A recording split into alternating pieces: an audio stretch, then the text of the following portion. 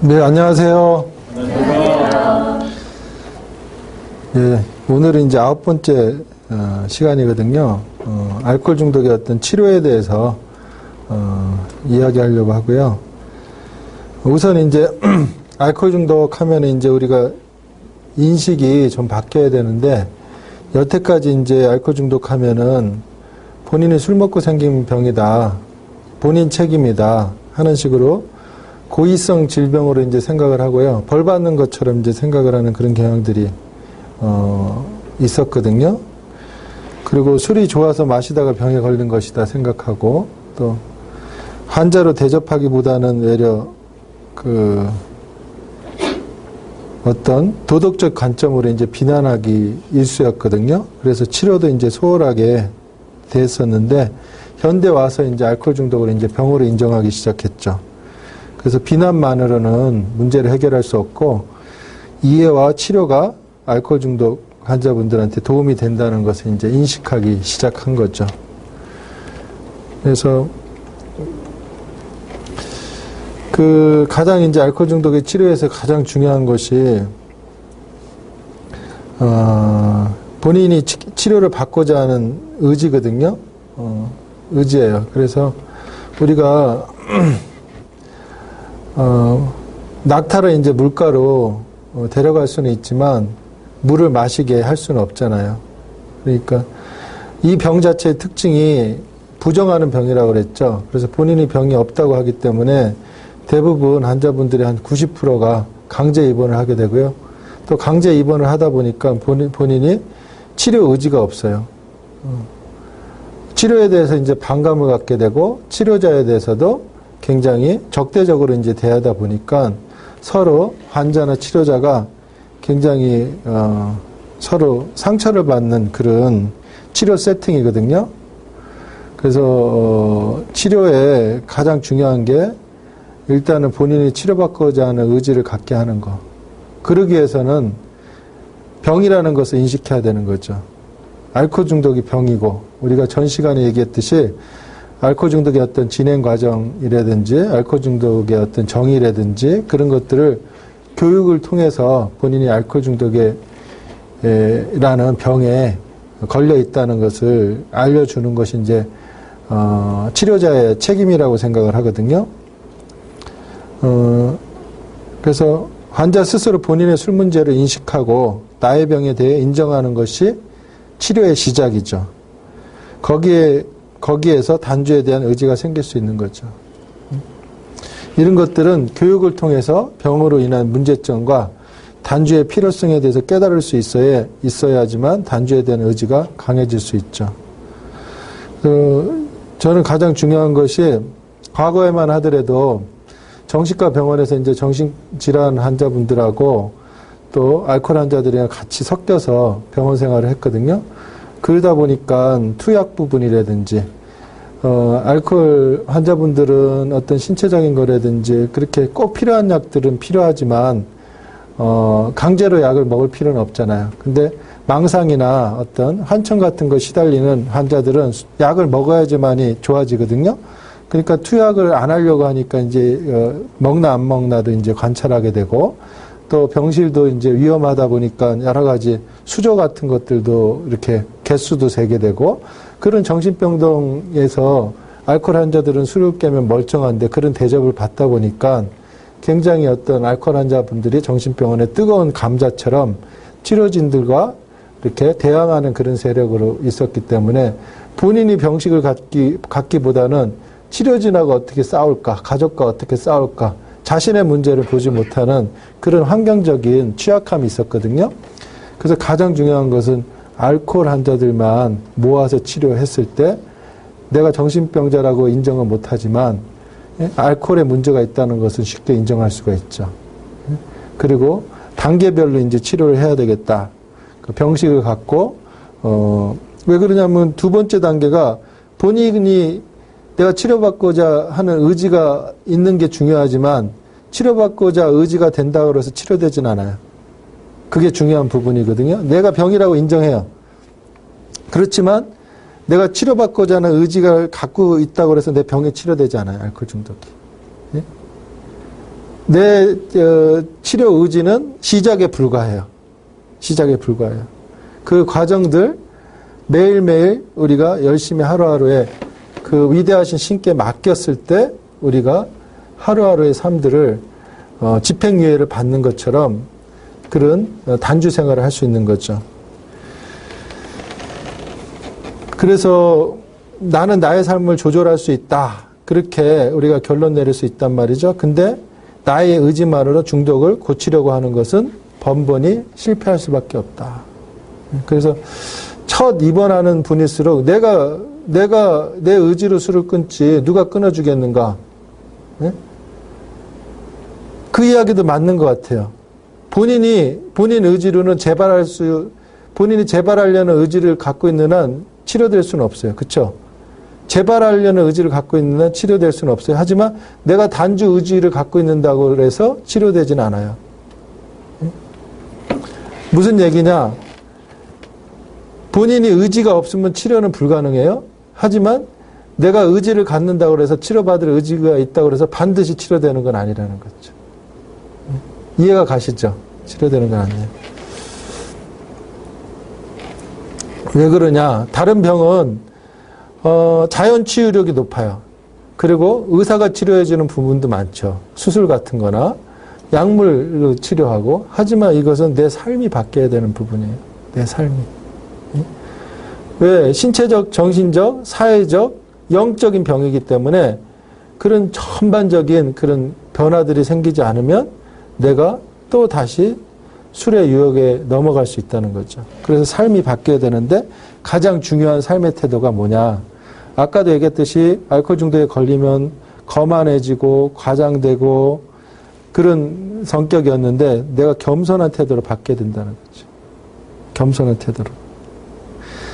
여태껏 살아온 방향하고 다르게 생각해야 되는 거죠. 생각을 바꾸고 습관을 바꾸고 삶의 방식이 바뀌었을 때 어떻게 해요? 겸손과 자기 고집을 포기하는, 자기 의지를 포기하는 삶으로 바뀌었을 때 그때 치유가 되는 거죠.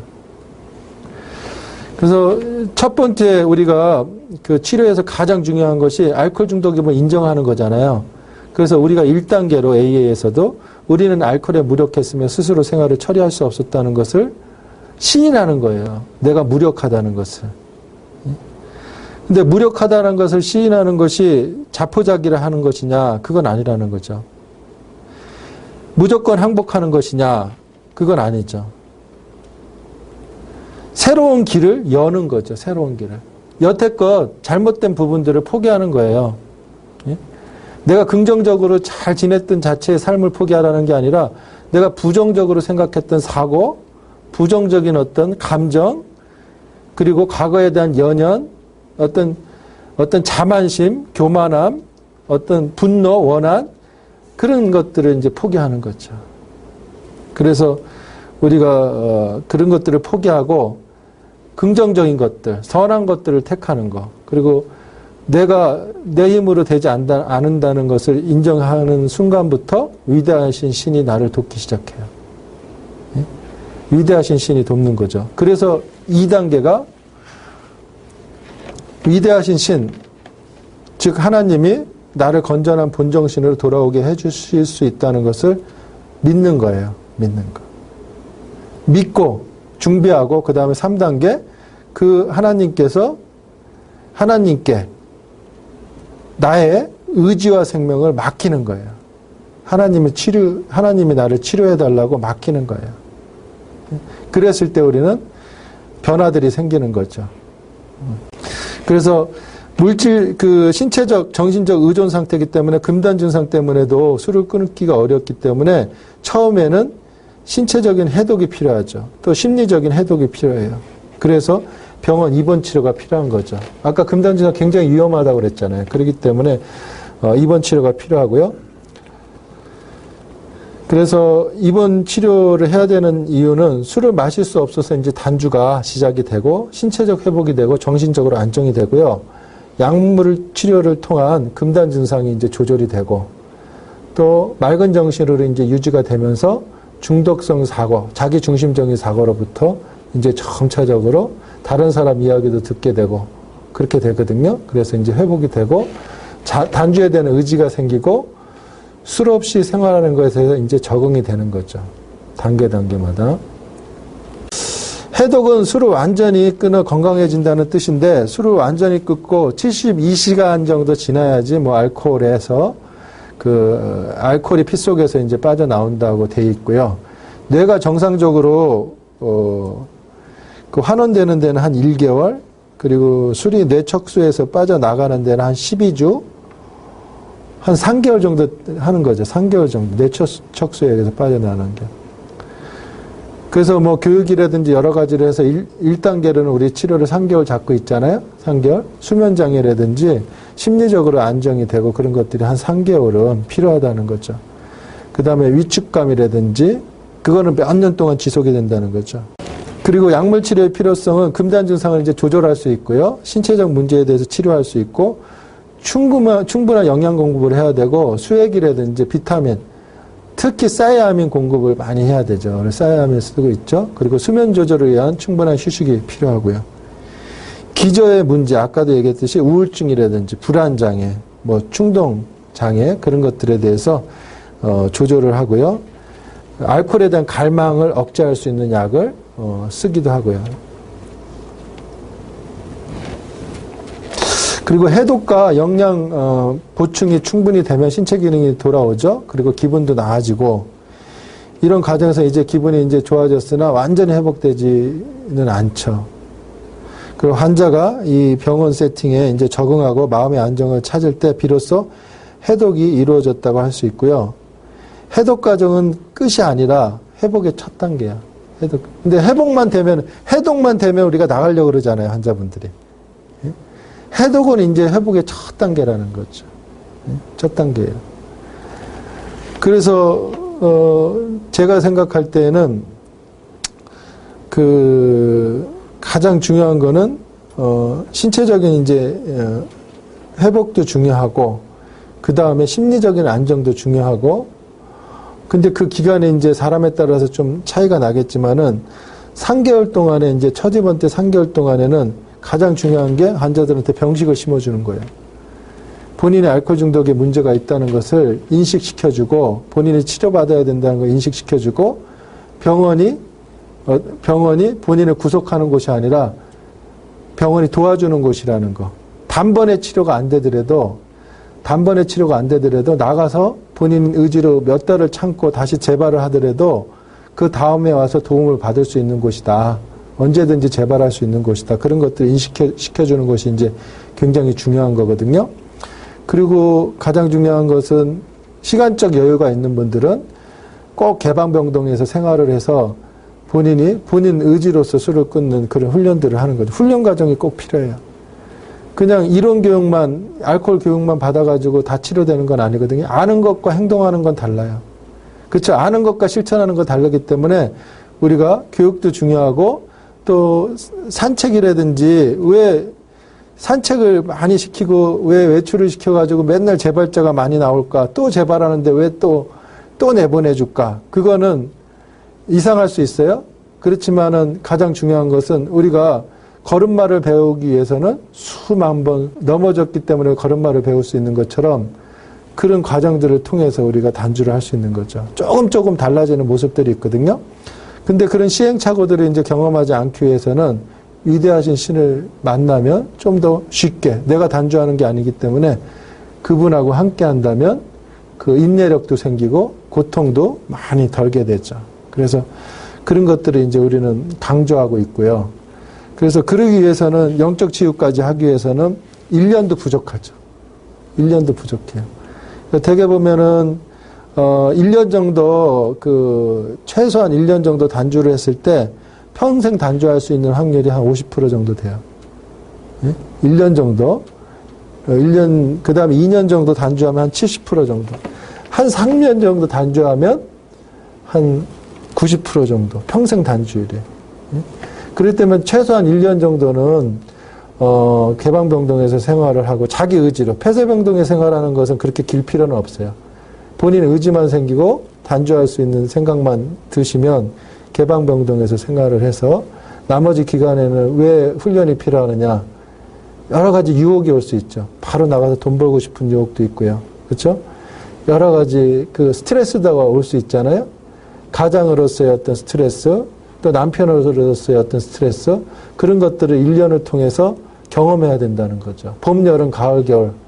우리가 농사를 짓는 것처럼 그런 경험들이 축적이 돼야지만이 우리가 스트레스가 왔을 때 이겨나갈 수 있고요. 여기서 단주하는 건 쉬워요. 병원 세팅에서는. 개방병원도. 하지만 나가서 외출 외박을 해봐야 돼요. 외출 외박을. 예? 가정으로 가서 외박하는 건 쉬워요. 하지만 혼자 있는 분들 있죠. 혼자 있는 분들이 여간방 가서 하루를 지낸다는 건 굉장히 어려운 거예요. 여기서 병원에서 한두 달 단주하는 것보다 나가서 한번 잡으세요. 한번 바깥에서. 음욕이 들어와요. 남자 같은 음욕. 예? 음욕하고 술하고 관계가 있거든요. 그리고 되게 혼자 살게 되잖아요. 알코올 중독에 빠지면. 그렇기 때문에 영적인 치유가 돼야지 절대적 정직과 절대적 순결, 남자도 순결에 대해서 강조해야지만이 이게 치료가 되는 병이에요. 새롭게 태어나는 거. 육적인 삶에서 영적인 삶으로 거듭나는 거. 재상이라는 것은 새 사람이 되는 것이다. 술을 완전히 끊고 재활 과정을 거쳐서 재생 과정을 걷는 사람들은 사람이 완전히 변했다는 소리를 듣는다.